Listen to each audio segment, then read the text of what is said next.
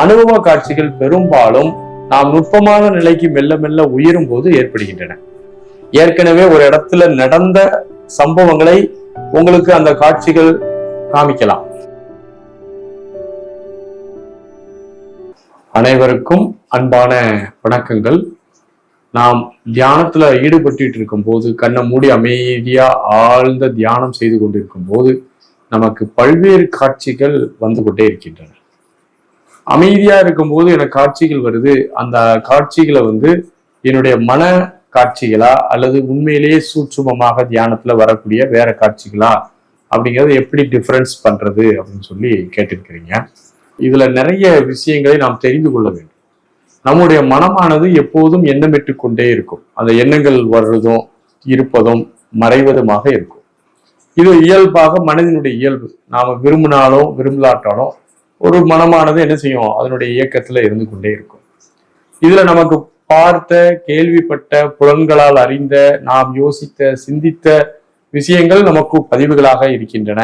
இந்த பதிவுகளில் இருந்து வரக்கூடிய எண்ணங்களே உங்களுக்கு காட்சிகளை உருவாக்குகின்றன. சில நேரங்கள்ல நமக்கு மனம் என்ன செய்யாது, ஒரு இயக்கத்துக்கு வராது, அமைதி நிலையில இருக்கும். அப்படி அமைதி நிலையில இருக்கும்போது நமக்கு நம்முடைய பதிவுகளுக்கு தொடர்பில்லாத காட்சிகள் சில நேரங்கள்ல வரும்போது அதை நீங்க ஐடென்டிபிகேஷன் பண்ணணும். பண்ணிட்டு இந்த காட்சி எனக்கு ஏற்கனவே வந்தது இல்லை, இப்பதான் நான் முதலாக இந்த காட்சியை நான் பார்க்கிறேன் அப்படின்னு நீங்க தான் கண்டுகொள்ள வேண்டும். நீங்க தான் டிக்ளேர் பண்ணணும். ஓகே, இந்த காட்சி என்னுடைய அனுபவத்துல வர்றது, இது எனக்கு சம்பந்தம் இல்லாத ஒரு காட்சி, இது எனக்கு வேற யார்கிட்ட இருந்து கூட வந்திருக்கலாம், அல்லது பிரபஞ்ச களத்துல 1000 பதிவுகள் இருக்கின்றன, அந்த பதிவுகளில் இருந்து கூட வந்திருக்கலாம். இந்த ஒரு டிஃபரன்ஸை நீங்க பிரிச்சு பார்க்கணும். இதை நீங்க பிரிச்சு பார்த்தாதான் உங்களுக்கு எந்த காட்சி இது உண்மையில என்னுடைய காட்சி அல்லது எனக்கு வந்த அனுபவ காட்சி. அனுபவ காட்சிகள் பெரும்பாலும் நாம் நுட்பமான நிலைக்கு மெல்ல மெல்ல உயரும் போது ஏற்படுகின்றன. அந்த நுட்பமான நிலைக்கு நம்ம உயர்ந்த நிலைக்கு வந்தால் மட்டும்தான் நமக்கு அந்த காட்சிகளை ரியலைஸ் பண்ண முடியும். இன்னொரு வித்தியாசமான உணர்வுகள் கூட தெரியலாம். அந்த காட்சிகள் நீங்க ஏற்கனவே பார்க்கக்கூடிய ஒரு காட்சிகளாக கூட இருக்கலாம். இந்த காட்சிகள் வர்றதுல பாத்தீங்கன்னா நிறைய இருக்குது. ஏற்கனவே ஒரு இடத்துல நடந்த சம்பவங்களை உங்களுக்கு அந்த காட்சிகள் காமிக்கலாம், அல்லது இனிமேல் நடக்க இருக்கக்கூடிய சம்பவங்களை உங்களுக்கு அந்த காட்சிகள் உணர்த்தலாம். அதாவது ஒன்று பாஸ்ட் சம்மந்தப்பட்டதாக இருக்கும், அல்லது ஃபியூச்சர் சம்மந்தப்பட்டதா இருக்கும். இது நீங்க எது அப்படிங்கிறத டிஃபரன்ஸ் பண்ணும். 3 விஷயம் சொல்லியிருக்கேன். 1, உங்க மனக்காட்சி. நீங்கள் உங்களுடைய பதிவுகளிலிருந்து வரக்கூடியது உங்களுடைய காட்சி அல்லது அது தொடர்பான கற்பனை. இதுதான் நமக்கு வரும். இது முதல் கேட்டகரி. 2வது கேட்டகரி, கடந்த காலத்தில் ஏதேனும் நடந்த நிகழ்ச்சி உங்களுக்கு அகக்காட்சிகளாக வரலாம், அல்லது எதிர்காலத்தில் நடக்கக்கூடிய காட்சிகள் உங்களுக்கு அகக்காட்சிகளாக வரலாம்.